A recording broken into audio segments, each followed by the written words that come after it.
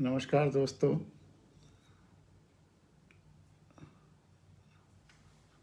आज हम लोग ह्यूमन वैल्यूज़ के प्रोग्राम के छठे अंक में आपके सामने हैं।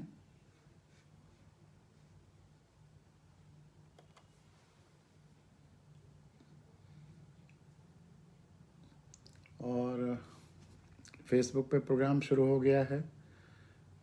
यूट्यूब पे थोड़ी सी दिक्कत आ रही है। वैसे तो कनेक्शन अच्छा है, दिक्कत नहीं होनी चाहिए, लेकिन अगर दिक्कत परसिस्ट करती है तो हम लोगों को इसको ख़त्म करके दोबारा करना पड़ेगा। अभी नहीं शुरू हुआ।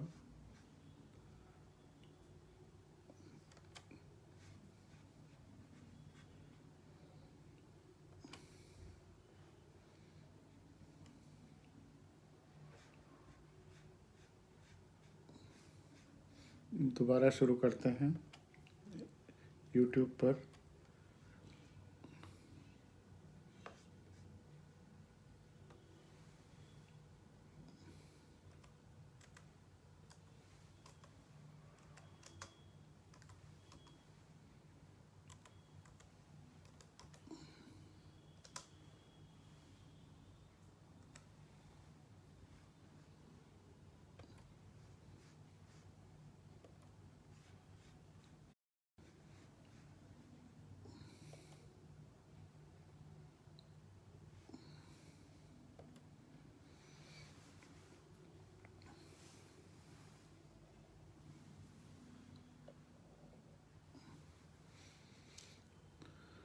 तो अब YouTube पे भी आ गया है, तो अब प्रोग्राम शुरू करते हैं। जैसा कि आप जानते हैं कि यूपी टेक्निकल यूनिवर्सिटी के थर्ड ईयर में ह्यूमन वैल्यूज़ का और एथिक्स एंड प्रोफेशनल एथिक्स का सिलेबस है, जिसके अनुसार ही हम लोग ये चर्चा कर रहे हैं। और उसमें 5 खंड हैं। पहले खंड में जो बातें हैं, जो इंट्रोडक्टरी बातें हैं, उसके सिलसिले में आज हम लोग का ये छठा अंक है। और उम्मीद है कि आज हम लोग का पहला ये जो पार्ट है वो समाप्त हो जाएगा। फिर अगले प्रोग्राम से हम लोग सेकंड पार्ट पे, सेकंड खंड पे, सेकंड उसके जो डिवीज़न है उस पे चलेंगे। पिछले जो हम लोगों का एपिसोड था 5वां, उस पे हम लोगों ने चर्चा किया सेल्फ एक्सप्लोरेशन पे बड़े डिटेल में, और बच्चों को अच्छा भी लगा। गीता का जो हैप्पीनेस की चर्चा हम लोगों ने शुरू की थी, और गीता के उस 18वें अध्याय के श्लोकों की चर्चा की थी, 35वें, 36वें, 37वें के, कि सुख कर्म में है या फल में है, कर्म से निर्धारित होता है या फल से निर्धारित होता है, वो आपने सुना ही होगा। अब आज हम लोग उसी सुख की चर्चा और करेंगे कि सुख का आधार क्या है, बेस क्या है, सुख किसे कहते हैं, सुख कैसे कैसे विभिन्न लोगों के लिए भिन्न भिन्न हो सकता है। इन सारे डायमेंशंस पे चर्चा करेंगे।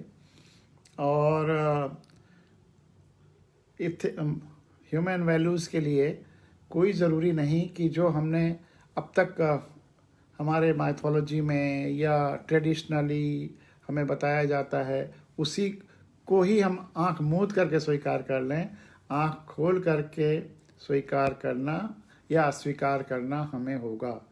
हमें अपनी आँखों से तय करना होगा कि क्या सत्य है, क्या असत्य है, और जो सत्य है उसे स्वीकार करना है, जो असत्य है उसे अलग करना है। तो हम क्या स्वीकारें क्या नहीं, सुने सबकी, पढ़ें सब कुछ, लेकिन हमें on the filter of truth, on the filter of सत्य ही स्वीकार करना है, चाहे जो स्वीकारें। रजनीश वर्मा जी, अंशी जी, आलोक वर्मा जी, सब लोग यूट्यूब पे हैं। सबको नमस्कार, सबका अभिवादन।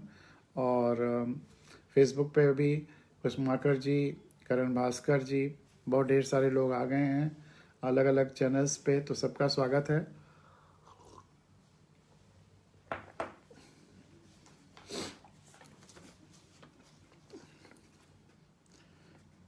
तो सुख को जब डिफाइन करने की बात आती है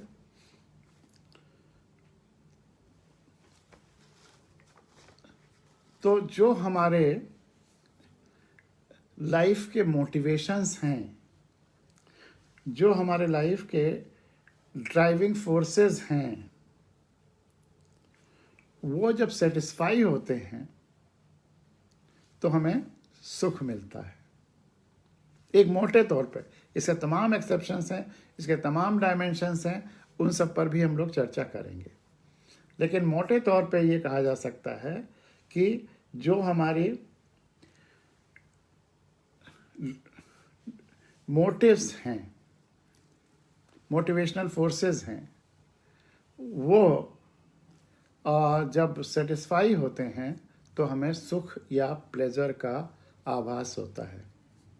अब मोटिव को अलग अलग शब्दों में व्यक्त किया जाता है साइकोलॉजी में। डिज़ायर भी कहते हैं, नीड भी कहते हैं, एस्पिरेशंस भी कहते हैं, ड्राइव भी कहते हैं, विश भी कहते हैं, एम भी कहते हैं, एम्बिशन भी कहते हैं। ये सब मोटे तौर पर मिलते जुलते शब्द हैं। डिज़ायर कह लीजिए, एस्पिरेशंस कह लीजिए, गोल कह लीजिए, नीड कह लीजिए, ड्राइव कह लीजिए, विश कह लीजिए, एम कह लीजिए, एम्बिशन कह लीजिए, ये सब मिलते जुलते शब्द हैं। और ये जब फुलफिल होते हैं तब सुख मिलता है, हैप्पीनेस मिलता है, ये कहा जाता है। तो प्लेजर क्या है?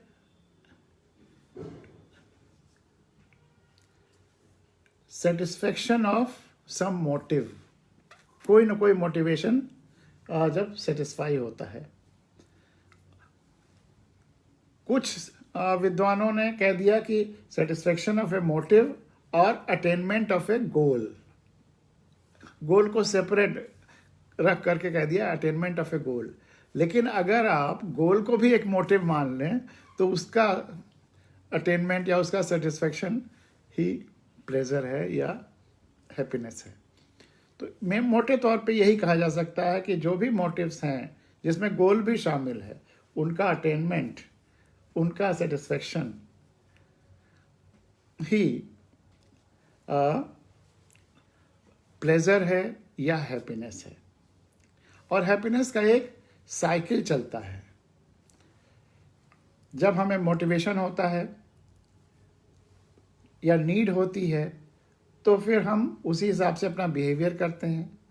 वो इंस्ट्रूमेंटल बिहेवियर जिससे कि हमको गोल मिलता है, और जब गोल मिल जाता है तो थोड़े देर बाद, फिर थोड़े समय बाद वो मोटिवेशन शुरू हो जाता है। ये एक साइकिल चलती रहती है। मोटिवेशन से मोटिवेशनल बिहेवियर शुरू हुआ, बिहेवियर से फिर गोल मिला, और गोल से थोड़े समय बाद फिर आपको नीड फील हुई। ये विशेष रूप से जो हमारी बहुत फिजियोलॉजिकल, शारीरिक नीड, अगर मैस्लो के नीड चार्ट को फिर आप देखें तो उसमें सबसे नीचे हमारी फिजियोलॉजिकल नीड्स हैं, फिजियोलॉजिकल ड्राइव्स हैं, उसके ऊपर सेफ्टी एंड सिक्योरिटी की है, उसके ऊपर सोशल नीड्स हैं, उसके ऊपर सेल्फ एस्टीम की, इज्जत की, आत्मसम्मान की नीड है, और उसके ऊपर सेल्फ एक्चुअलाइजेशन या सेल्फ रियलाइजेशन की नीड है। अब ये हर एक नीड अलग अलग तरह की हैप्पीनेस पैदा करती है, यह अब आपको देखना होगा। और हर एक नीड के साधन, रास्ते, सब कुछ अलग अलग होंगे। हर एक नीड, हर एक जो नीड है, इसके अलग अलग डायमेंशंस हैं, अलग अलग उसके हैप्पीनेस हैं, उस पर भी चर्चा करेंगे हम लोग कि ये अलग अलग जो मैस्लो चार्ट के नीड्स हैं उस पर अलग अलग हैप्पीनेस कैसे कैसे प्राप्त होती है। और उनकी क्या विशेषताएं हैं।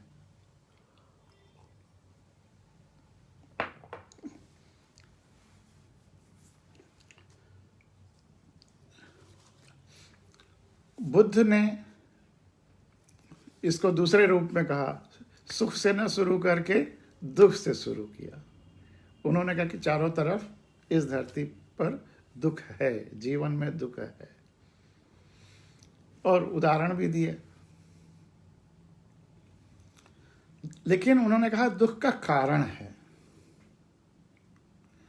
और उन कारणों को जानना बहुत जरूरी है। और अगर उन कारणों को हम जान गए और उनका निवारण कर दिया तो हम सुख की स्थिति में आ जाते हैं। तो सुख प्राप्त करने के लिए हमें गहराई से सुख प्राप्त न होने के कारणों का अध्ययन करना है, दुखों का बारे में जानना है और कैसे उन दुखों का निवारण है। लेकिन बुद्ध ने ये कहा कि उन दुखों का निवारण संभव है, और वो हमारे मानसिक विचारों से, मानसिक आयामों से और शारीरिक आयामों से संभव है। तो इसलिए हमें शारीरिक और मानसिक दोनों तरह के साधना, तपस्या, कार्य या ये चीज़ें करनी पड़ेंगी, तब हम सुखी हो सकते हैं। लेकिन हमें सुखी होना है, सुख का भ्रम नहीं पालना है। यह भी ध्यान में रखने की बात है कि कभी कभी हमें लगता है कि हम इससे सुखी हो जाएंगे, लेकिन सुखी उससे होते नहीं हैं। गीता में जो उन श्लोकों में 36, 37, 38 में 18वें अध्याय में वहाँ यही कहा गया है कि कुछ कर्म ऐसे हैं जो करते समय तो बहुत लगता है कि हमें बहुत सुख मिल रहा है, लेकिन उसका परिणाम बहुत दुख होता है। वो सुख का भ्रम देते हैं, इसलिए उन्हें तामस कर्म कहते हैं। उनसे बचना है। कुछ कर्म हैं जो करते समय भी सामान्य रूप से रहते हैं, उनका फल भी सामान्य ही रहता है, वो राजस कर्म है। और कुछ ऐसे कर्म हैं जो करते समय हो सकता है आपको तकलीफ हो, अगर आपके उसकी आदत नहीं है, हो सकता है तकलीफ थोड़ा आपको लगे, लेकिन ऐसी स्थिति आ जाएगी कि जब आपको उसको करने में भी आनंद आएगा और उसका फल भी आनंददायक होगा। वो सात्विक कर्म है। तो कर्म का विभाजन अलग अलग मतलब तरह से होता है कि इसका फल कैसा होता है, और सुख करने में भी होता है और फल में भी होता है, मंजिल पर भी होता है और करने के दौरान भी होता है। फल तो एक तरह से मंजिल है, इस पर शायरों ने बहुत कुछ कहा है। परसों वाले 5वें एपिसोड में मैंने एक बात कही थी, कुछ जगह कहा गया संतोषम परमम सुखम, परम सुखम, संतोष सबसे बड़ा सुख है। लेकिन यह यूनिवर्सल ट्रुथ नहीं है। रहीम ने अपने उस दोहे में कहा है कि गोधन, गजधन, बाजधन और रतन धन खान, जब आवे संतोष धन, सब धन धूर समान। उन्होंने ये संतोष को एक धन मानते हुए कि जब वो धन आ जाता है तो सारे और धन धूल के समान हो जाते हैं, धूल के समान हो जाते हैं। लेकिन संतोष अगर धन के परिस्थिति में स्थिति में ही कंपेयर किया जा रहा है तब तो ठीक है, लेकिन उसके बियॉन्ड जब उसको इस्तेमाल करने लगते हैं तब स्थितियां बड़ी खतरनाक हो जाती हैं, भयावह हो जाती हैं। वह समझने की ज़रूरत है। इस पर मैंने एक पैराग्राफ अपने एक किताबों की भूमिकाओं में लिखा है, वो पैराग्राफ से पढ़ता हूँ और उससे आपको डिस्कशन करता हूँ। अक्सर कहा जाता है कि संतोष बहुत बड़ा गुण है। अक्सर कहा जाता है कि संतोष बहुत बड़ा गुण है और संतोष के धन से बढ़कर कोई धन नहीं है। संतोष का धन अच्छा या श्रेष्ठ हो सकता है यदि तुलना गोधन, गजधन, बाजधन से किया जा रहा हो या रतन धन से किया जा रहा हो। अगर उन्हीं से धनों से तुलना की जा रही तो हो सकता है संतोष ठीक ठाक हो।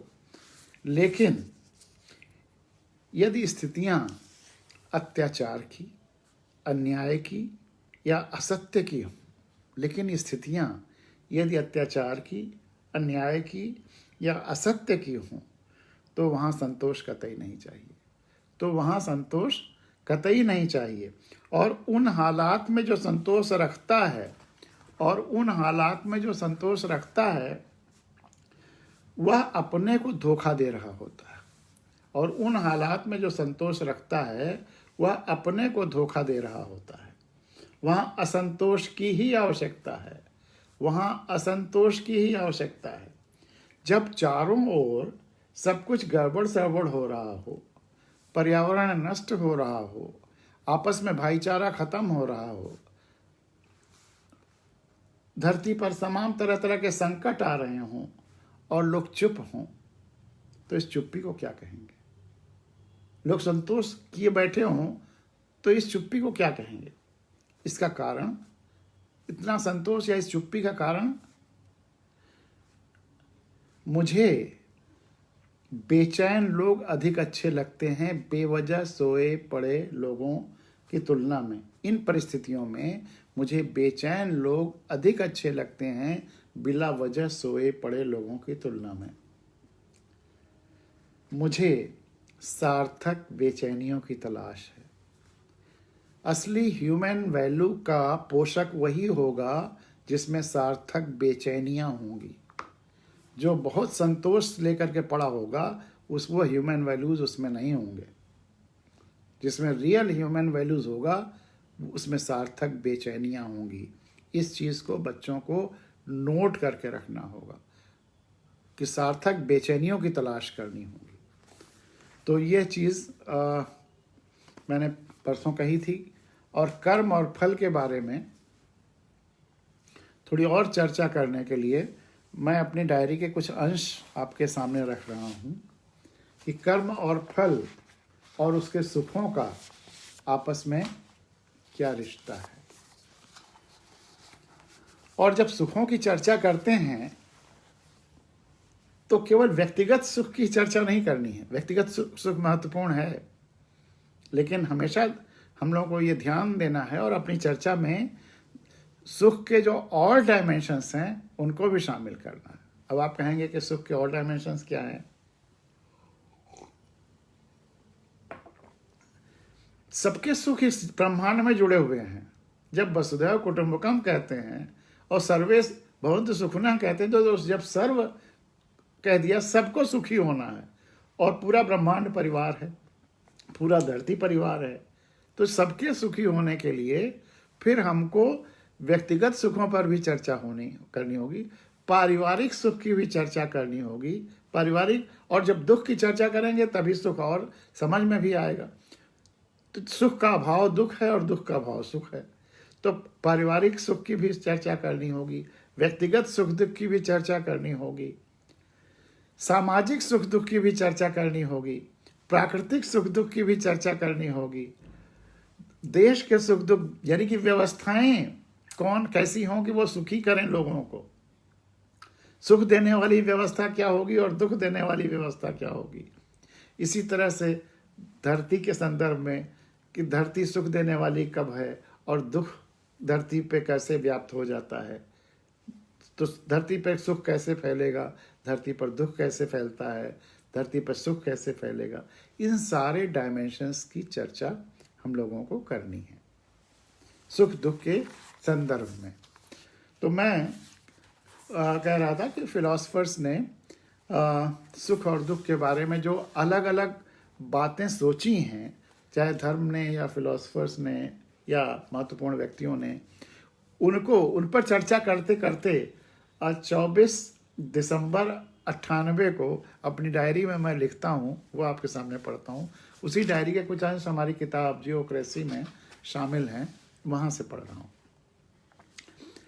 कर्म और फल पर हर दर्शन ने अलग अलग व्यवस्थाएं दी हैं। अलग अलग व्यवस्थाएं दी हैं मतलब अलग अलग विचार व्यक्त किए हैं। गीता में कहा गया, कर्म पर तुम्हारा अधिकार हो, फल पर कभी नहीं। गीता के इस श्लोक का अक्सर लोगों ने गलत अर्थ लगाया और कह दिया कि कर्म पर तुम्हारा, इसका एक दिन पहले वाले चर्चा में भी मैंने कहा था कि कर्म पर तुम्हारा अधिकार है, लेकिन कर्म करो लेकिन फल की चिंता न करो। अक्सर ये कह दिया गया, कर्म करो लेकिन फल की चिंता न करो, फल पर विचार न करो, फल की परवाह न करो, या फल के बारे में सोचो मत, या फल के बारे में ध्यान मत दो। नहीं, जैसे गीता के 36वें 37वें 38वें अध्याय में फिर कर्म कैसा है उसका वर्गीकरण जब फल के आधार पर किया गया, तो इसका मतलब यह है कि फल पर विचार, फल की चिंता, फल के बारे में सोचना, फल के ध्यान, इसका कोई निषेध नहीं है। खूब ये सब करिए, लेकिन इतना ज़्यादा ऑब्सेस्ड मत हो जाइए फल पर कि कर्म करने में किसी तरह का बाधा आए। अन्यथा जब तक आप फल का एक्सपेक्टेशन नहीं करेंगे तो आपको मोटिवेशन ही नहीं होगा। तो इसलिए फल का विचार का कोई निषेध नहीं है, फल का विचार रखिए, फल को ध्यान में रखिए। तो इसमें कहा गया कि लेकिन कर्म पर आपका अधिकार है, फल पर अधिकार नहीं है। फल तो आपके कर्म और ढेर सारे लोगों के कर्मों के इंटरेक्शन से रिजल्टेंट आता है। आप जब गाड़ी चलाते हुए जा रहे हैं, बहुत अच्छी ड्राइविंग कर रहे हो, अगर बगल से कोई आ गया और एक्सीडेंट हो गया, तो आपके कर्म और उसके कर्म दोनों का जो रिजल्टेंट हुआ वह फल हो। फल हम जिस माहौल में जी रहे होते हैं, वहाँ जितने एलिमेंट्स हैं, उन सब के और आपके कर्मों का जो रिजल्टेंट होता है वही फल होता है। तो इसलिए फल आपके अधिकार में नहीं है, फल और बहुत सारे फैक्टर्स पर निर्भर करता है।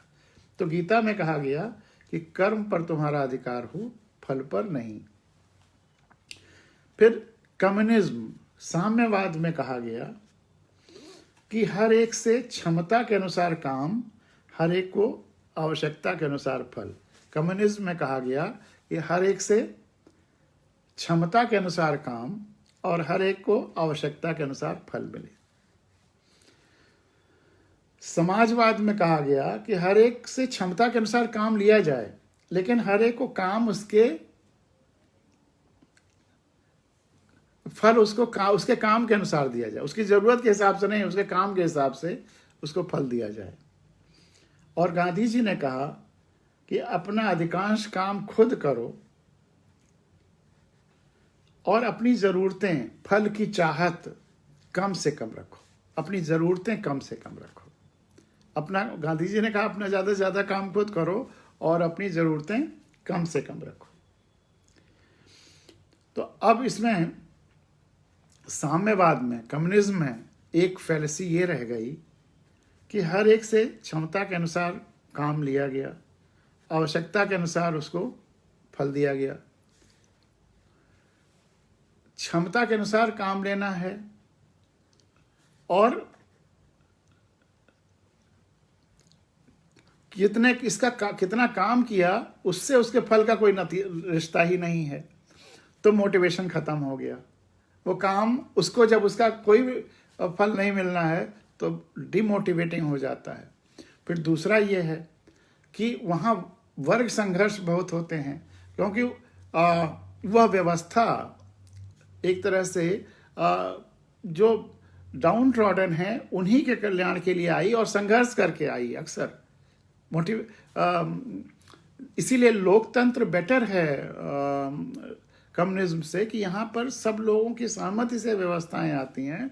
वहाँ पर वर्ग संघर्ष करके, और चूंकि मजदूर ज़्यादा हैं, काम करने वाले ज़्यादा हैं और उन्हीं की स्थिति खराब है, तो उन्होंने संघर्ष किया और संघर्ष करने के बाद ज़्यादातर जो ओनर्स हैं, चाहे मिल के चाहे उनको उन्होंने साफ कर दिया। लेकिन जो हिंसा पर आधारित ये वर्ग संघर्ष हुआ, तो जाहिर सी बात है कि जो वैक्यूम हुआ वो ओनर्स के ख़त्म होने से, तो इन्हीं जो हैव नॉट्स थे इनमें से कुछ फिर ओनर्स होने लगे या ओनर्स जैसी स्थिति में आने लगे, नियंत्रण करने लगे और फिर स्थितियां मोर और लेस फिर वहीं पहुंचने लगी। जब सोवियत यूनियन का कोलैप्स हुआ है, एक बड़ी विचित्र बात आप रियलाइज करेंगे कि फिर वहाँ पे कोऑपरेटिव फार्मिंग शुरू हो गई। फार्म के बारे में यह हो गया कि सारी ज़मीन सरकार की है, यानी कि व्यवस्था की है, और लोगों से उनसे काम लेना है, अपने अपने क्षमता के अनुसार काम करना है और उनकी आवश्यकताओं के अनुसार उनको दे दिया जाएगा। डायरेक्ट उनका जो प्रोड्यूस है उसका हिस्सा उनको नहीं मिलना है, मतलब उससे उनका वो नहीं है। तो स्थितियां ये हो गई कि करीब ज़्यादातर हिस्सा, जैसे 90% मान लीजिए कि ज़मीन कोऑपरेटिव फार्मिंग में है, 10% हिस्सा लोगों के पास है ज़मीन का। कैसे? उनको घर बनाने के लिए दिया हुआ है। अब उस घर में लोगों ने फ्रंट गार्डन और किचन गार्डन रखा हुआ है। डिटोरिएट करते करते जब कोलैप्स होने की स्थिति आई तो ये हालत हो गई थी कि करीब 60% प्रोडक्शन लोगों ने दिखाया कि उनके किचन गार्डन में हो रहा है और 40% प्रोडक्शन जो कोऑपरेटिव फार्मिंग हो रही पूरी कंट्री की, यानी कि 10% में 60% प्रोडक्शन हो रहा है और 40% प्रोडक्शन 90% लैंड में हो रहा है। इसका क्या मतलब है? दो ही मतलब हैं। दोनों मतलब एक ये कि लोग प्रोड्यूस तो वहाँ करते हों कोऑपरेटिव लैंड में, लेकिन कुछ हिस्सा घर चुरा के ले आते हों और कहते हो कि हमारे किचन गार्डन में पैदा हुआ। या दूसरा ये हो सकता है कि चोरी करते, मतलब वो मेहनत वहाँ कोऑपरेटिव लैंड में मेहनत ना करते हो, सारा मेहनत अपने किचन गार्डन में करते हो, सारा ध्यान किचन गार्डन में करते हो और उपज यहाँ ज़्यादा होती हो। जो भी हो, लोगों ने जो कम्युनिज्म का वो है कि जहाँ पर कर्म और फल का रिश्ता नहीं रहेगा, डायरेक्ट मोटिवेशन नहीं रहेगा, वहाँ पे फिर इस तरह की जो ह्यूमन वैल्यूज़ हैं कहीं ना कहीं वो घट जाती हैं। मोटिवेशन ज़रूरी है ह्यूमन वैल्यूज़ को सस्टेन करने के लिए, और वह मोटिवेशन चाहे फिजिकल हो चाहे वैचारिक हो। तो वहाँ पे वो फेलियर हुआ जिसकी वजह से इकोनॉमी कोलैप्स करने लगी और व्यवस्थाएं कोलैप्स करने लगी, प्रोडक्टिविटी बहुत लो हो गई और ब्रेड तक लोगों को नहीं मिल रहा था। क्या क्या हुआ वो इतिहास है, आप जानते हैं। तो साम्यवाद की वो कमी रह गई। और दूसरी कमी साम्यवाद की ये रह गई कि हमारे जो जीवन के 4 पुरुषार्थ हैं, धर्म, अर्थ, काम और मोक्ष, ये चारों के अर्थ मैं बता भी चुका हूं, लेकिन फिर आप आज बताऊंगा। तो केवल अर्थ पर आधारित है साम्यवाद, धर्म, काम और मोक्ष पर आधारित नहीं है। तो वो वहां पर है कि हर एक से उसकी क्षमता के अनुसार काम लिया गया और आवश्यकता के अनुसार, लेकिन वो क्षमता कौन तय करेगा? वो व्यवस्था तय करेगी कि इस काम के लिए तुम्हें जितनी क्षमता है उतना करो। वो स्वतंत्रता नहीं है कि तो अपने जो सेल्फ रियलाइजेशन के हिसाब से और सेल्फ एक्चुअलाइजेशन के हिसाब से जो उस हिसाब से करो।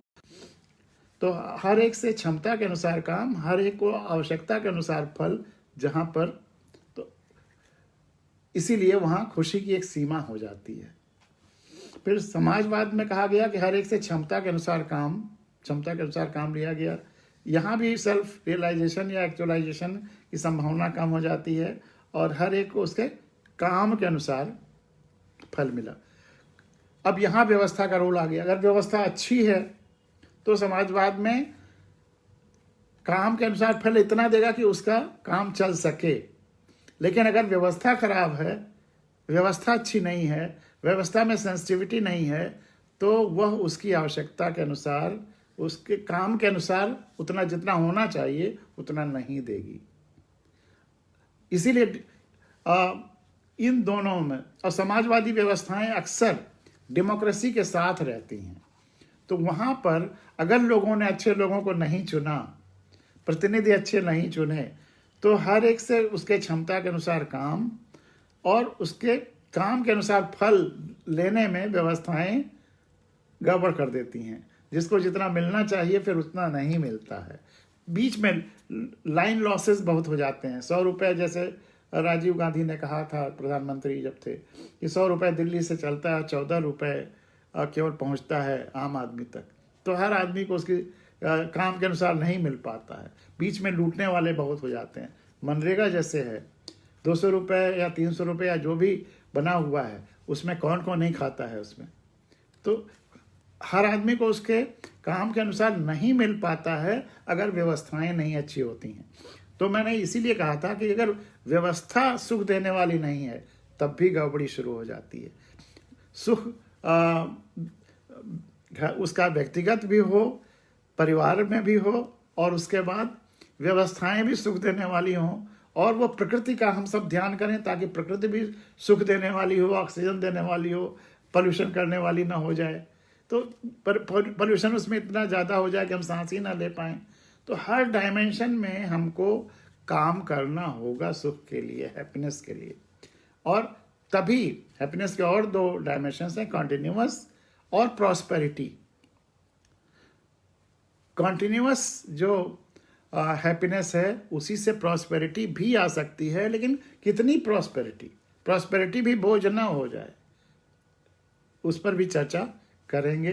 तो अभी हम लोग कह रहे थे कि हर एक से क्षमता के अनुसार काम और हर एक को काम के अनुसार फल, यह सोशलिज्म या समाजवाद में।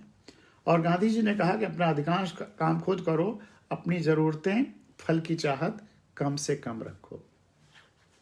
इस प्रकार हम देखते हैं कि अलग अलग दर्शनों में कर्म और फल का अनुपात अलग अलग रखा गया है।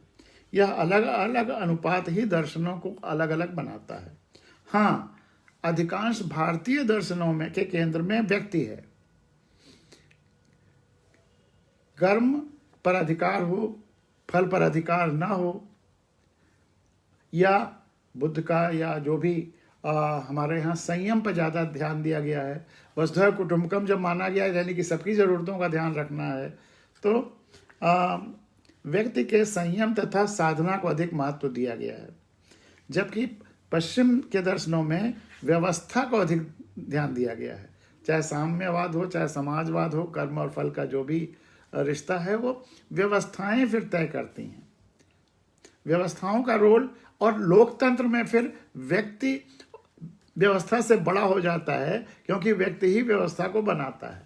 तो लोकतांत्रिक परंपरा दरअसल व्यक्ति को व्यवस्था के ऊपर ले आती है, और वहाँ सेल्फ एक्चुअलाइजेशन का डायमेंशन ज़्यादा हो जाता है।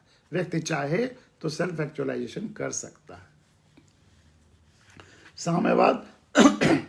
साम्यवाद तथा समाजवाद दोनों में ही व्यवस्था तय करती है कि किसको कितना फल मिले, जबकि भारतीय चिंतन मानता है कि व्यक्ति फल पर अधिकार जमाए बगैर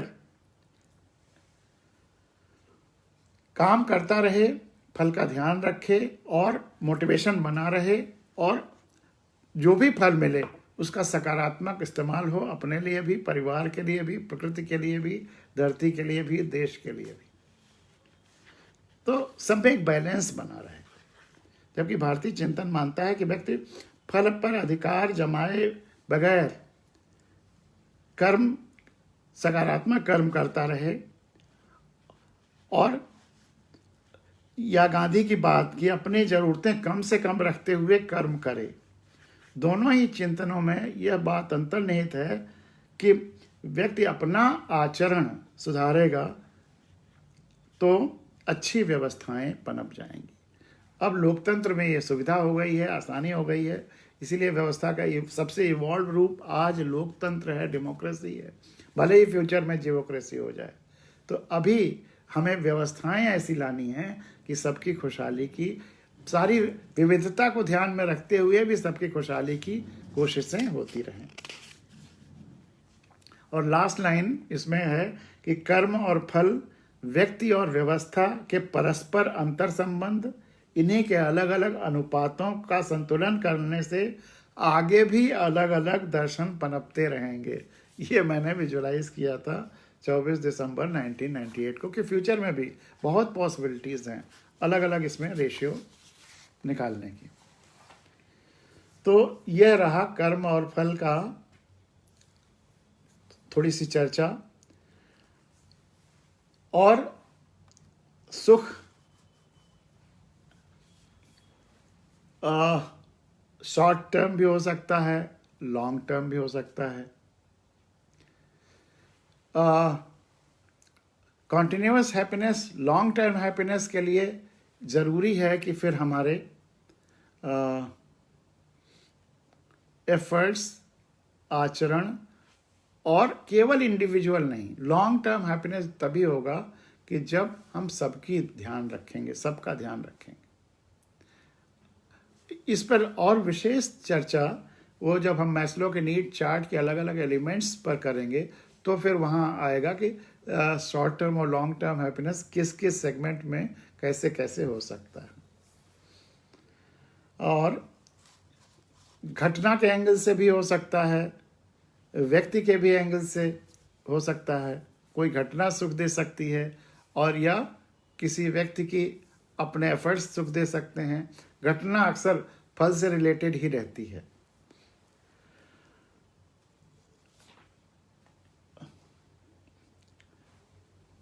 अब अगर हम मैस्लो के सबसे उस नीचे वाले पायदान पे आवें, उस पर चर्चा करें, तो हमें अपनी नीड्स, जो फिजियोलॉजिकल नीड्स हैं, शारीरिक नीड्स हैं, उनके फुलफिल होने पर खुशी मिलती है। और उसमें इंडिविजुअल अकेला इन्वॉल्व है, उसमें दूसरा नहीं इन्वॉल्व है, मोर और लेस।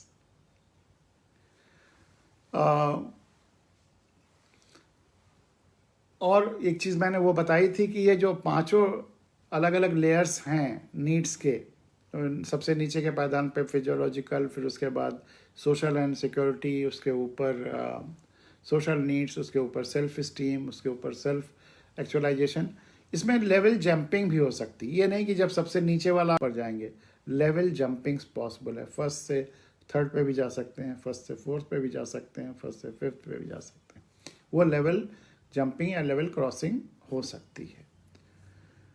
वो इंडिविजुअल के अपने टेम्परामेंट पे, अपने बेंट ऑफ माइंड पे, अपनी साधना पे, बहुत सारी चीज़ों पे, अपने संस्कार पे, बहुत सारी चीज़ों पे निर्भर करता है। तो जो सबसे नीचे का है फिजियोलॉजिकल नीड्स, उसमें तो जब आपकी नीड्स फुलफिल होती हैं तो प्लेजर या हैप्पीनेस मिलता है। लेकिन उसके ऊपर सेफ्टी एंड सिक्योरिटी में जब आप जितना ज़्यादा इकट्ठा करके अपने फ्यूचर की नीड्स फुलफिल करने के बारे में सोचते हैं, तब आपको हैप्पीनेस मिलता है, अगर आप उस टेम्परामेंट के हैं तो। या अपनी सिक्योरिटी के लिए मिनिमम सिक्योरिटी चाहिए कि हम हमारे शरीर की या हम जो संचित कर रहे हैं उसकी सिक्योरिटी बनी रहे, उसके बारे में कुछ लोग बहुत ज़्यादा कंसर्न होते हैं, कुछ निश्चिंत रहते हैं कि चलो अगर कहीं चला भी गया तो हम और इस नीड को फुलफिल कर लेंगे या कमा लेंगे या जो भी सोचते हैं। तो फर्स्ट और सेकंड वैसे ज़्यादा इंटरलिंक्ड हैं।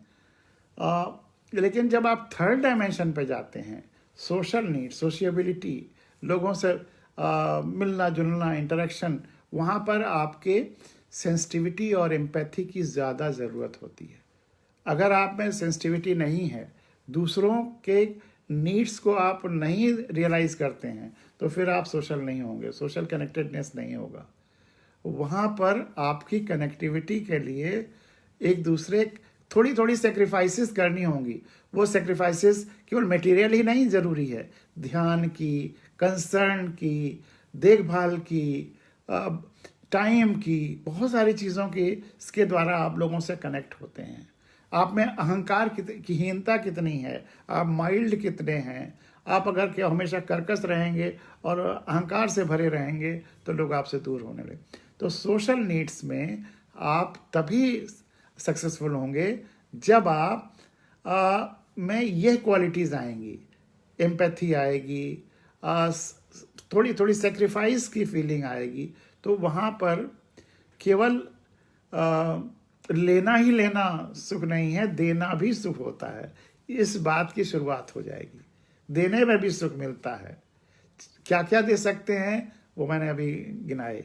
तो लेना और देना दोनों में सुख मिलता है जब आप सोशल नीड्स आपकी शुरू होती हैं। और पाने के बारे में मतलब बैलेंस में असली सुख तो बैलेंस का है, जिसको कि पहले भी मैंने कहा था और फिर बार बार कहता हूँ कि संतुलन, इक्विलिब्रियम, बैलेंस, यह सबसे ज़्यादा सुख देता है। जीवन के जितने पैरामीटर्स हैं, हेल्थ के जितने पैरामीटर्स हैं, सब एक सीमित दायरे में सुख देते हैं। उससे ज़्यादा हो तब भी बीमारी है, उससे कम हो तब भी बीमारी है। वो पैरामीटर्स आपके चाहे संचय हो, जिसमें सेकंड पायदान पर उसके मैस्लो नीड चार्ट के, वहाँ भी बहुत ज़्यादा सिक्योरिटी हो, बहुत ज़्यादा सेफ्टी हो, तो वह भी बीमारी है। और एकदम ना हो तो भी शायद आप असुरक्षित हैं, पता नहीं कौन कब क्या लूट के चला जाए, तो वहाँ भी अब वो कमी कमजोरी है। तो बैलेंस सबसे ज़रूरी, और इसीलिए व्यवस्थाएं वही अच्छी हैं कि जो वह बैलेंस सुरक्षित करा सकें। व्यवस्थाओं के लिए यह बैलेंस और ज़्यादा ज़रूरी है कि वह, ये ऐसा ना हो कि किसी को सब कुछ प्रोवाइड करा दें और किसी को कुछ ना प्रोवाइड। सबको बैलेंस प्रोविज़न होता रहे, व्यवस्थाओं का वह सबसे बड़ा काम होता है, सबसे सकारात्मक काम होता है। और लोगों को ऐसी बैलेंस्ड व्यवस्थाएं लाने की कोशिश ही करनी होती है। तो वहाँ पर हम लोग मैस्लो नीड चार्ट के थर्ड पर जब जाते हैं, तब हमें सेंसिटिविटी, एम्पैथी, सेक्रीफाइस, इसकी ज़रूरत होती है। और इसी बैलेंस के सिलसिले में आप देखिए कि जैसे संचय ही है, अर्न करना ही है। हम जब सैलरी आती है या फ़ायदा आता है, जब धन आता है, तो भी खुश होते हैं, और उसको जब खर्च करते हैं, आना भी सुख दे रहा है और जाना भी सुख दे रहा है, क्योंकि कहीं ना कहीं दोनों का संतुलन हो रहा है। और अपने शरीर के लिए या अपने मानसिक सुख के लिए, या अगर थर्ड स्टेप पे चले गए तो सोशबिलिटी वाले, तो वहाँ पर भी हम किसी को हेल्प कर रहे हैं तो वहाँ भी सुख मिलता है। तो आना और जाना ये दोनों सुख देते हैं। इसी तरह से इसमें ये जो फिजियोलॉजिकल, इसको हम इमोशंस में और एक्सप्लेन कर सकते हैं। इमोशन की क्या डेफिनेशन दी गई है साइकोलॉजी में।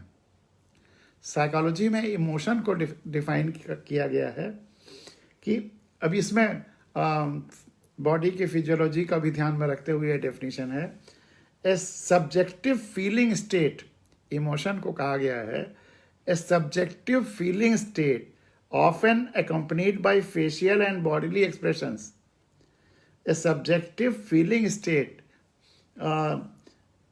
often accompanied by facial and bodily expressions and having arousing and motivating properties. इसको इमोशन कहा गया है। ए सब्जेक्टिव, ऑब्जेक्टिव नहीं, हर आदमी के लिए अलग अलग होगा, डिपेंड करेगा पर्सन टू पर्सन। तो सब्जेक्टिव है फीलिंग स्टेट, आप क्या फील कर रहे हैं, आपकी बॉडी के अलग अलग बॉडी पार्ट्स क्या फील कर रहे हैं, तो वो फीलिंग का एक अवस्था often accompanied by facial and bodily, ये मैं साइकोलॉजी के textbooks, standard textbook से पढ़ रहा हूँ, accompanied by facial and bodily expressions and having arousing, ये स्लीप से डिफरेंट, आपको चेतना, उत्तेजना, हैविंग एराउजिंग एंड मोटिवेटिंग, और दूसरे काम करने के लिए जो मोटिवेट करे। तो जो मोटिवेट करने की स्टेट है, उस मोटिवेट करने वाली उसके पहले की अवस्था है, वह इमोशन है। इमोशन का जो डेफिनेशन साइकोलॉजी में है, subjective feeling state often accompanied by facial and bodily, चेहरे का या शरीर के expressions and having arousing and motivating properties. तो यह है इमोशन का। अब सुख दोनों में होता है, उत्तेजना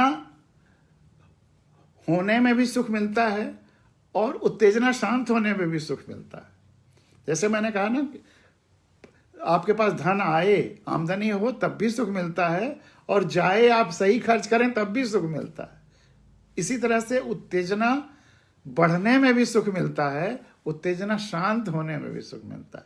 तो सब चीज़ों का एक संतुलन बना रहता है, तो इन सब चीज़ों का संतुलन की समझ हम में आ जाए तो तभी हम सुखी होना शुरू होते हैं। हर चीज़ की सीमाएं जान जाएं तभी हम सुखी होना शुरू होते हैं।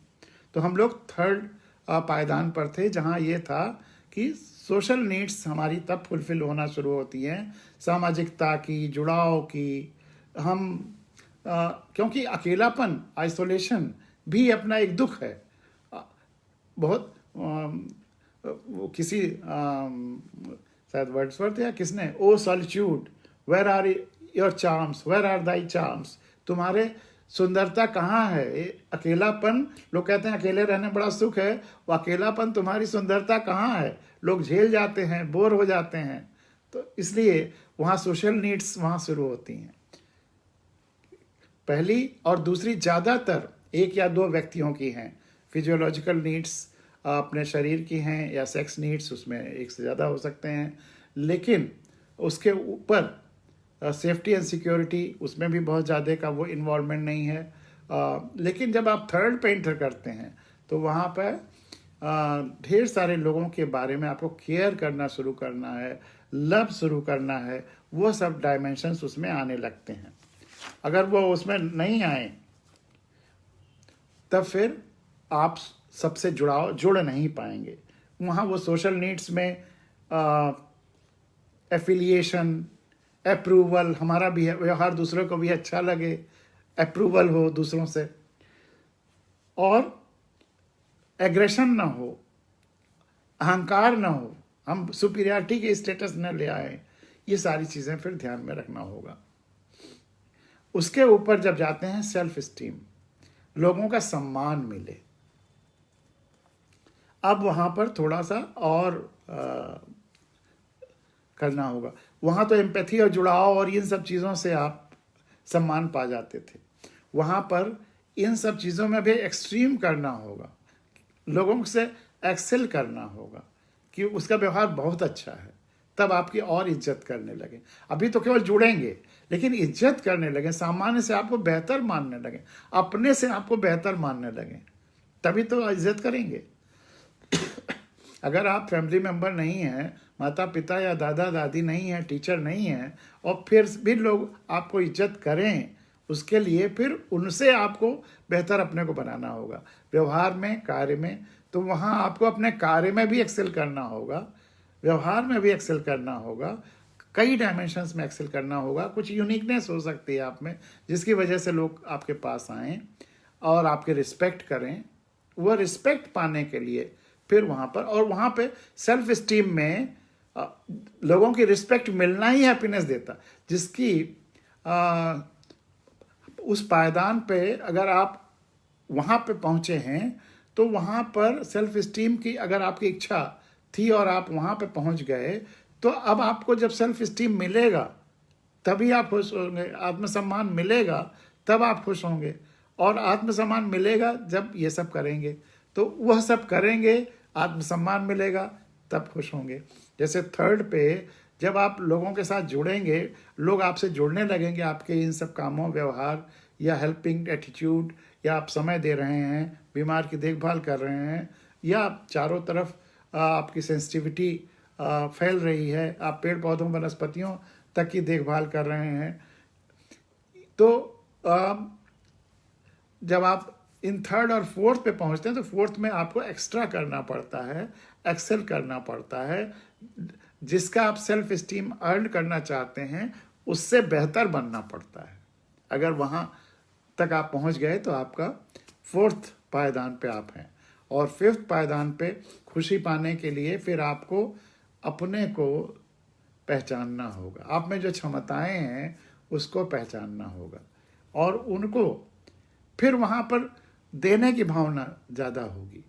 विश्व को, कल्याण को, आप में जो क्षमताएं हैं, आपने कोई किसी औषधि का आविष्कार किया, तो अगर आप उससे फल पाना चाहेंगे कि हम इसको पेटेंट करा लें, उसका फ़ायदा ले लें, तो वह पैसा आ सकता है, लेकिन वह खुशी नहीं आएगी कि जब उसकी वजह से तमाम लोगों की बीमारियां दूर होने लगें, या पूरी धरती का कल्याण होने लगे।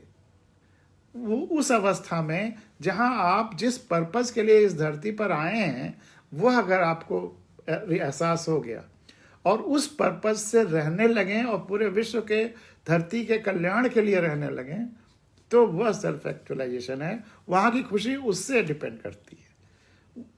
बहुत सारे लोग फिर परवाह ही नहीं रह जाती कि खाना मिल रहा, फिजियोलॉजिकल नीड्स गौड़ हो जाती हैं, उनकी सेफ्टी सिक्योरिटी की नीड्स गौड़ हो जाती हैं, उसकी परवाह ही नहीं, बेपरवाह। तो जंपिंग जब लेयर की होती है तो खुशी के फिर अलग अलग ये डायमेंशंस हो जाते हैं। तो ये तो मैस्लो नीड चार्ट के हिसाब से खुशियों के अलग अलग डायमेंशंस पे चर्चा हुई। अब व्यवस्थाओं के अगर अलग अलग जो खुशियों का है डायमेंशन, उस पर अगर हम चर्चा करना चाहें तो परिवार के लिए खुशी क्या है? परिवार एक साथ रहे, ज्वाइंट फैमिली सिस्टम जो हमारे यहाँ का था वह अभी भी दुनिया के लिए एक आश्चर्यजनक है कि कितनी जनरेशन्स एक साथ रहते थे। मतलब 100 50 लोगों का परिवार तो हिंदुस्तान में होना बड़ा सामान्य सी बात थी। तो फैमिली का वो सिस्टम, परिवार में एक साथ हो, बच्चे की अच्छी से अच्छी शिक्षा मिले और बीमारी ना हो और परिवार में प्रेम बना रहे, कर्ज ना हो, वगैरह वगैरह बहुत सारी चीज़ें हो सकती हैं। और डाइवोर्स की जो टेंडेंसीज बढ़ती जा रही हैं वो ना हो, सब एक दूसरे की केयर करें। उससे आगे ऊपर जाते हैं, जब व्यवस्था के लेवल पे आते हैं तो व्यवस्थाएं सारी चीज़ें जो जनता की आवश्यकताएं हैं उनकी पूरा करे, उनको ज़रूरत होने पर तुरंत न्याय मिले, व्यवस्थाएं संवेदनशील हों, जिसके लिए प्रोग्राम बनाए जाएं, योजनाएं बनाई जाएं, वहाँ तक पहुँचे। जो नीचे की पायदान पे हों उनकी विशेष ध्यान हो, सबको अच्छी से अच्छी शिक्षा मिले, सब जो भी बीमार हो उसको अच्छे से अच्छा दवा मिले, सारी पैथीज के हिसाब से मिला कर के काम हो। व्यवस्थाएं एक दूसरे को लड़ाएं नहीं बल्कि एक दूसरे को प्यार से की तरफ मोटिवेट करें, सब एक दूसरे को अपना समझें पूरे देश में। या अगर पूरी धरती का भी एक देश बन गई या एक व्यवस्था हो गई तो वो सब पूरा एक समझे। तो व्यवस्थाएं ऐसी हों जो जोड़ने का काम करें, तोड़ने का नहीं। अलग अलग फूल हो सकते हैं, जातियों के, धर्मों के, प्रोफेशंस के, भाषाओं के, लेकिन वह फूल की तरह ही से रहें। बगिया में जैसे फूल नहीं लड़ते हैं वैसे हम क्यों लड़ें? वो लड़ाई ना हो समाज में, देश में, तब वो ऊर्जा प्यार में बदलेगी, सब खुशहाल होंगे। पूरी धरती जो एक बड़ा परिवार है वह सपना साकार होगा, उसी सपने के लिए ही काम करना है। तो वह चाहे देश के स्तर पे हो, प्रदेश के स्तर पे हो और दुनिया के स्तर पे हो, व्यवस्थाएं जब तक अच्छी नहीं होंगी तब तक खुशहाली नहीं आएगी। अगर व्यवस्थाएं नहीं अच्छी आएंगी तो आतंकवाद फैलेगा, एग्रेशन फैलेगा। अगर ज़रूरतें नहीं पूरी करेंगी और व्यवस्थाएं गरीबों की या जिसके पास कुछ नहीं है उनकी देखभाल नहीं करेंगी तो एग्रेशन आएगा। और आतंकवाद का एक ही अर्थ होता है, आतंकवाद की बड़ी बड़ी डेफिनेशंस की ज़रूरत नहीं है। सिंपल टर्म में आतंकवाद ये है कि बिना सुने फैसला कर लेना, बिना जाने फैसला कर लेना, बिना समझे फैसला कर लेना। अगर चाहे परिवार में हो, चाहे समाज में हो, चाहे व्यवस्था में हो, अगर वह दूसरे की बात बिना सुने यूनिलैटरली फैसला कर लेता है तो वहाँ आतंकवाद पैदा होगा ही होगा। परिवार में विघटन होगा, समाज में विघटन होगा और देश में आतंकवादी प्रवृत्तियां बढ़ने लगेंगी। और जो व्यवस्था लोकतांत्रिक, इसलिए राधा कृष्णन जी कहा करते थे कि लोकतंत्र जो आज 21वीं सदी में फल फूल रही है और भविष्य में इसे और फलना फूलना है, लोकतंत्र केवल व्यवस्था की पद्धति नहीं है, व्यवस्था की पद्धति तो है ही, ये जीवन की भी पद्धति है, ह्यूमन वैल्यूज की भी पद्धति है कि हमें सबको समझ करके, सबके हिसाब से, सबको सुन करके तब फैसला करना है, अपने लिए भी और दूसरों के लिए भी। लेकिन इसका मतलब ये नहीं है कि किसी गलत बात को भी मान लें, या इसका मतलब ये भी नहीं कि सबके सुनने में ही सारा टाइम वेस्ट कर दें, क्योंकि कोई किसी बात को जबरदस्ती कई कई बार कह रहा हो। उचित समय ही सबको देना है और सबकी बातों को सुन करके, समझ करके सत्य के आधार पर फैसला करना है और फिर उस सत्य को समझाना भी है। अगर कोई उस सत्य को नहीं जानता है इसलिए कोई ओपिनियन रख रहा है, तो जो जानता है सत्य को उसका भी और व्यवस्थाओं का भी फिर ये काम हो जाता है कि वो सच्ची बात को दूसरों को बताए। यही शिक्षा का आयाम है कि सच्चाई को बताना सिखाना, सच्चाई के आधार पर फैसले हों और हर व्यक्ति को सच्चाई का पता भी लगे। सच्चाई का प्रचार प्रसार यूनिवर्सल, जो उसमें यूनिवर्सल एक्सेप्टेंस एक बड़ा अच्छा टॉपिक था जिस पर हम लोगों ने पिछली बार चर्चा किया था कि जो ट्रुथ है वही उसी का यूनिवर्सल एक्सेप्टेंस होना चाहिए। तो जहां हम किसी सच्चाई के आधार पर कोई फैसला होना है तो वो सच्चाई सबको जानना चाहिए और सब एक्सेप्ट करेंगे। लेकिन जहां पर सब्जेक्टिविटी है, अलग अलग विचार हो सकते हैं, वहां पर सबकी सुन करके और एक सामंजस्य बनाया जाए, ऐसी व्यवस्था बनाई जाए जो सबको फ्रीडम हो अपने अपने हिसाब से उसको कार्य करने का। वह यूनिटी इन डाइवर्सिटी हो वहाँ पर, यह जरूरी है। तो हम लोग व्यवस्थाओं के इस अलग अलग एंगल्स पर चल रहे थे और हमारे एक मित्र जो बहुत ही अच्छे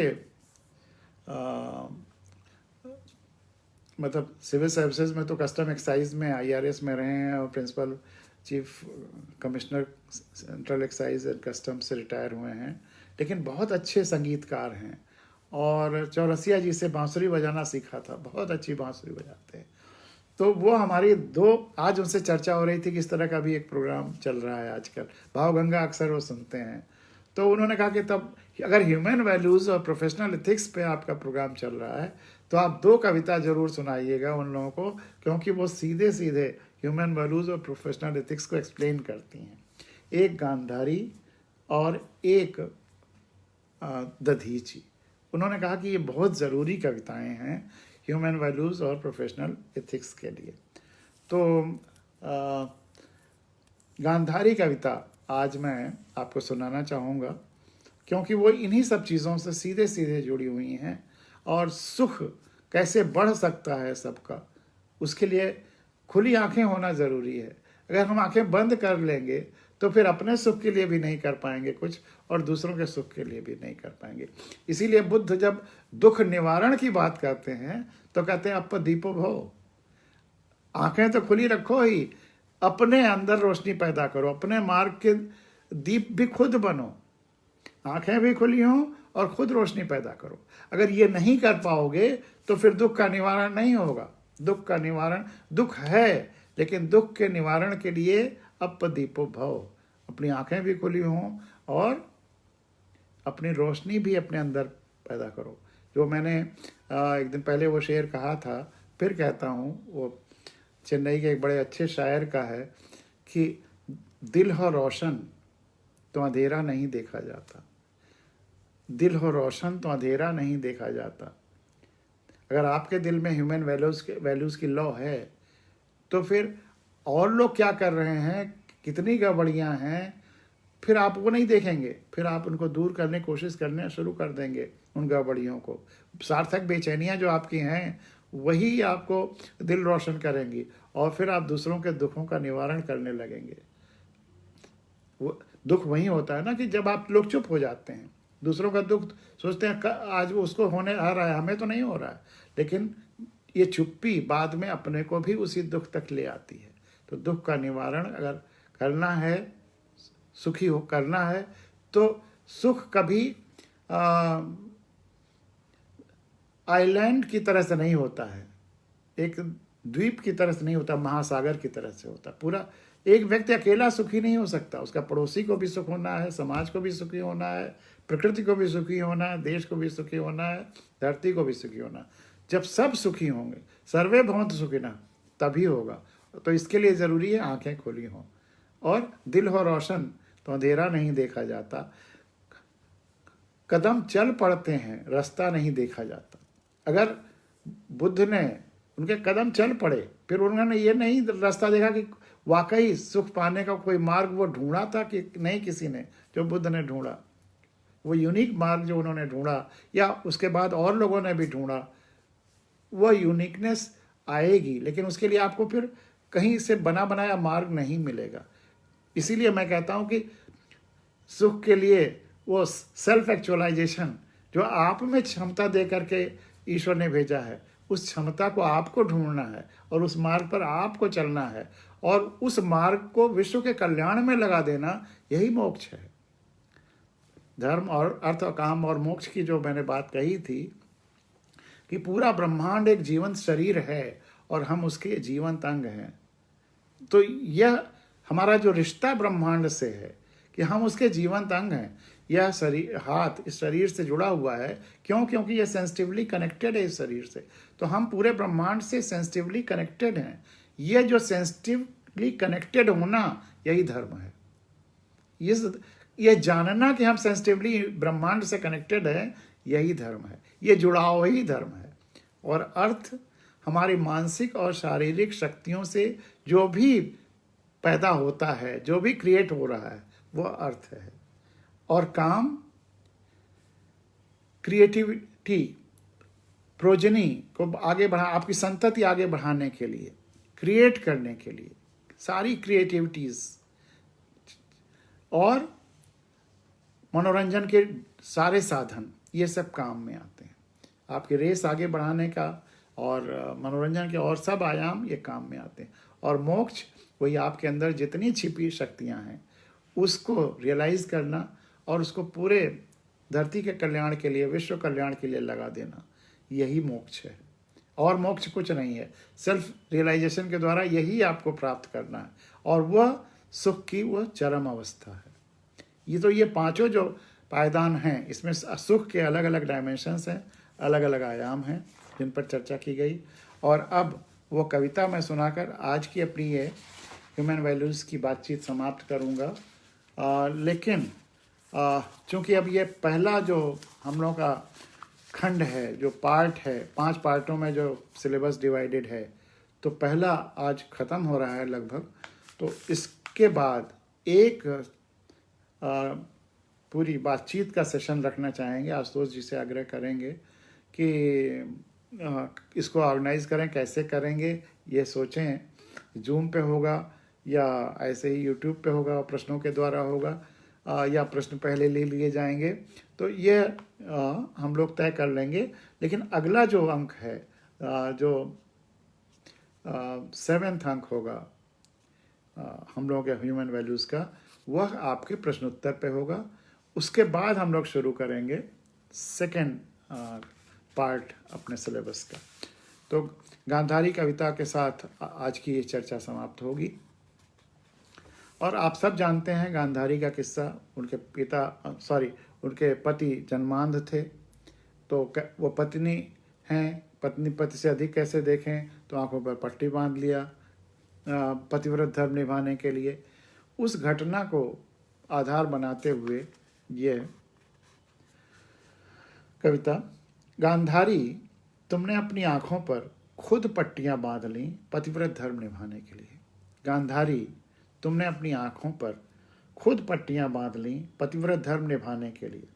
असली पतिव्रत धर्म तो होता कि तुम अपने पति से कहती, अब मेरी आंखें तुम्हारी भी आंखें बनेंगी। असली पतिव्रत धर्म तो होता कि तुम अपने पति से कहती, अब मेरी आंखें तुम्हारी भी आंखें बनेंगी। अब वह लगातार तुम्हारी देखभाल में, रक्षा में, सेवा में रहेंगी दुगुनी शक्ति से। अब वे लगातार तुम्हारी देखभाल में, रक्षा में, सेवा में रहेंगी दुगुनी शक्ति से। लेकिन अच्छा धर्म, अच्छा रास्ता दिखाया, बताया, सिखाया तुमने। तुम्हारी माँ ने तुम्हारी बात मान लेकर तो पितृव्रत धर्म निभाने के लिए अंधे राजा के पुत्रों को भी आंख पे पट्टी बांध लेनी चाहिए पुत्र धर्म निभाने के लिए। राज्य धर्म निभाने के लिए अंधे राजा की प्रजा को भी आंखों पर पट्टियां बांध लेनी चाहिए कि प्रजा राजा से अधिक कैसे देखे।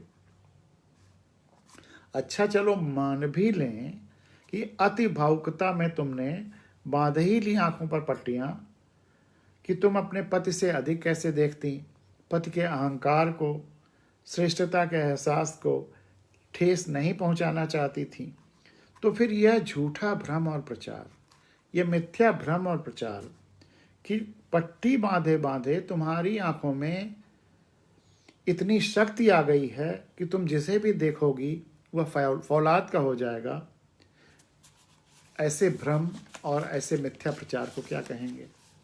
कोई कुछ भी कहता, कोई कुछ भी कहता, जमाना कुछ भी कहता, एक माँ होकर भी, क्योंकि माँ सारे अवतारों से बड़ी है, एक माँ होकर भी तुम्हें यह कैसे विश्वास हो गया कि तुम्हारी आंखों में उस माँ की वेहवल आंखों से अधिक शक्ति आ गई, जो लगातार अपने बच्चे को स्नेहिल भोली आंखों से देखती रहती है, दुलारती रहती है और अपने कर्तव्यों का पालन करती रहती है, उसकी देखभाल करती रहती है। तुम्हारा इस दुष्प्रचार में विश्वास, तुम्हारा इस झूठे भ्रम और प्रचार में विश्वास कि कर्तव्य पालन की तुलना में कर्तव्यहीनता, कर्तव्य न करने से अधिक शक्ति आ जाती है, कितना नुकसानदेह हुआ है भविष्य में तुम सोच भी नहीं सकती। भविष्य में कितना नुकसानदेह हुआ है तुम सोच भी नहीं सकती। तुम्हारी देखा देखी आज भी अनगिनत लोग अपनी अपनी आंखों पर तरह तरह की पट्टियां बांधे बैठे हैं, तरह तरह की पट्टियां बांधे बैठे हैं, अंधविश्वासों की पट्टी। ह्यूमन वैल्यूज के लिए सबसे खतरनाक अगर कुछ है तो अंधविश्वास, अंधविश्वासों की पट्टी, नाम और विशेषणों की पट्टी, अहंकार की पट्टी। ह्यूमन वैल्यूज का दूसरा किलर है अहंकार। दुराग्रहों, पूर्वाग्रहों की पट्टी, पूर्वाग्रह और दुराग्रह ये भी ह्यूमन वैल्यूज के किलर्स हैं। तो दुराग्रहों, पूर्वाग्रहों की पट्टी और भीड़ की पट्टी। भीड़ अक्सर अंधी हो जाती है, जो बिना सोचे समझे इकट्ठी हो जाए और काम करने लगे तो भीड़ की पट्टी बांध लेते हैं वो, तो कि भीड़ के पीछे पीछे चल देते हैं। ये एक अगला ह्यूमन वैल्यू के लिए खतरनाक पॉइंट है जो अब्राहम लिंकन ने भी जिसकी तरफ इशारा किया था। और ग्रीड ह्यूमन वैल्यूज के लिए सबसे एंटी अगर कुछ है तो ग्रीड है। इस धरती पर सबकी नीड भर को है, ईश्वर ने दिया है, लेकिन किसी एक व्यक्ति के ग्रीड भर को नहीं है। तो ग्रीड की पट्टी। और जो ह्यूमन वैल्यूज के लिए सबसे अगेंस्ट आजकल मॉडर्न डिवाइस जो चल रही है, सबसे खतरनाक, वो है एडवर्टीजमेंट्स की, विज्ञापनों की। सुबह से शाम तक झूठ परोसा जा रहा है ज़्यादातर, और आप उस झूठ पर विश्वास करके, सत्य मान करके रात में सो जाते हैं और अगले दिन उसके अनुसार व्यवहार करने लगते हैं। आपके बिहेवियरल साइंस साइकिल चेंज हो जाता है। आपकी नीड के बेस्ड आप परचेजेस नहीं करते हैं, या अपने सामान नहीं इकट्ठा करते हैं, या एक्शन नहीं लेते हैं, बल्कि एडवर्टीजमेंट्स का एक अलग मोटिवेटिंग फोर्स हो जाता है। आपका जो genuine need based motivating force था उसको किल कर रहे हैं ये एडवर्टीजमेंट्स। तो एडवर्टीजमेंट्स, गलत एडवर्टीजमेंट से बचना एक तरह से ह्यूमन वैल्यूज को बचाना है, उसको भी ध्यान में रखना है। तो तुम्हारी देखा देखी आज भी अनगिनत लोग अपनी अपनी आंखों पर तरह तरह की पट्टियां बांधे बैठे हैं। अंधविश्वासों की पट्टी, नाम और विशेषणों की पट्टी, दुराग्रहों पूर्वाग्रहों की पट्टी, समूह और भीड़ की पट्टी, और लोभ और विज्ञापनों की पट्टी। इस भ्रम में कि फर्ज और धर्म भी निभ रहा है और लगातार शक्ति भी अर्जित होती जा रही है। भला यह संभव है? सामान्य सा प्राकृतिक नियम है कि जिस भी अंग का प्रयोग नहीं किया जाता, धीरे धीरे उसकी शक्ति क्षीण ही होती जाती है। तुम्हारी आंखों की शक्ति भी तो क्षीण ही हुई, कमजोर ही हुई रोज बरोज। वह तो भला हो कृष्ण का कि उन्होंने तुम्हारे भ्रम की लाज रख ली, अन्यथा यदि वे तुम्हारे पुत्र दुर्योधन को लंगोट न पहनाते और तुम देखती अपने पुत्र दुर्योधन का संपूर्ण निर्वस्त्र शरीर, और उसका शरीर फिर भी वैसा ही विखंडित हो जाता जो कि होना ही था, क्योंकि कोई अमर होकर के नहीं आया। तो फिर तुम्हारी पट्टी कथा को कब का विराम लग गया होता। तो फिर तुम्हारी पट्टी कथा को कब का विराम लग गया होता। अमरत्व के बारे में एक चीज़ और यहाँ बता दें कि 1 लाख 2 लाख या अनंत काल तक जिंदा रहना, यही अमरत्व नहीं है। अपना पूरा जीवन ह्यूमन वैल्यूज के साथ, खुशहाली के साथ जी लेना, यही अमरत्व है। पूर्ण जीवन, अगर मनुष्य का पूर्ण जीवन 90 से 120 साल तक है, तो आप या 80 से 120 साल है, तो अगर आप 80 साल के हैं और पूरा जीवन आपने अच्छे से जी लिया है, सार्थकता से जी लिया है, ह्यूमन वैल्यूज़ के साथ जी लिया है, सबसे जुड़ाव के साथ जी लिया है, अपनी शक्तियों को पा लिया है और उसको समस्त धरती के लिए मोक्ष उसको इस्तेमाल कर लिया है शक्तियों का, तो आप अमर हैं, आपको अमरत्व प्राप्त हो गया। तो फिर तुम्हारी पट्टी कथा को कब का विराम लग गया होता। रही बात पतिव्रत धर्म की, तो आंखों पर पट्टियां बांधकर तुमने आजीवन पतिव्रत धर्म निभाया, बहुत पुण्य कमाया, लेकिन क्या मिला तुम्हें?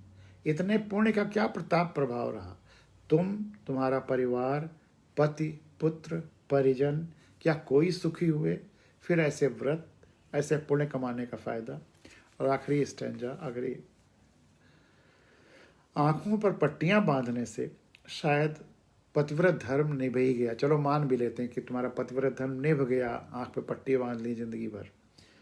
आंखों पर पट्टियां बांधने से शायद तुम पतिव्रत धर्म निभ ही गया हो, लेकिन इससे क्या पुत्रों प्रपौत्रों के पालन पोषण में, इससे क्या पुत्रों प्रपौत्रों के पालन पोषण में पुत्र धर्म निभाने में बाधा नहीं आई, राजधर्म निभाने में बाधा नहीं आई, प्रकृति धर्म निभाने में बाधा नहीं आई?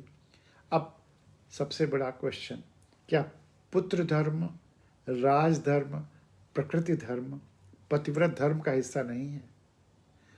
क्या यह तीनों पतिव्रत धर्म का हिस्सा नहीं है?